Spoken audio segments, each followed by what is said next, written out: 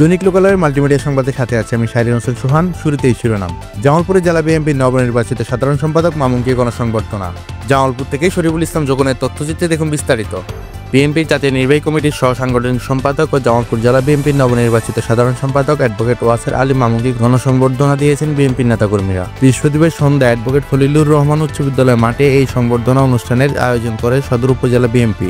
অনুষ্ঠানে প্রধান অতিথির বক্তব্য রাখেন বিএনপি জাতীয় নির্বাহী কমিটির সহ সাংগঠনিক সম্পাদক ও জেলা বিএনপির সাধারণ সম্পাদক অ্যাডভোকেট ওয়াসের আলী মামুন। সদর উপজেলা বিএনপির সভাপতি শফিউর রহমান শফির নেতৃত্বে অনুষ্ঠানে বক্তব্য রাখেন জেলা বিএনপি যুগ্ম সাধারণ সম্পাদক খন্দকার আসানুজ্জামান রুবেল, সাংগঠনিক সম্পাদক সজীব খান ও সদর উপজেলা বিএনপি সাধারণ সম্পাদক রুহুল আমিন মিলন। অনুষ্ঠানে বিএনপি ও অঙ্গ সংগঠনের বিপুল সংখ্যক নেতাকর্মী উপস্থিত ছিলেন। পরে এক মনোজ্ঞ সাংস্কৃতিক অনুষ্ঠানের আয়োজন করা হয়।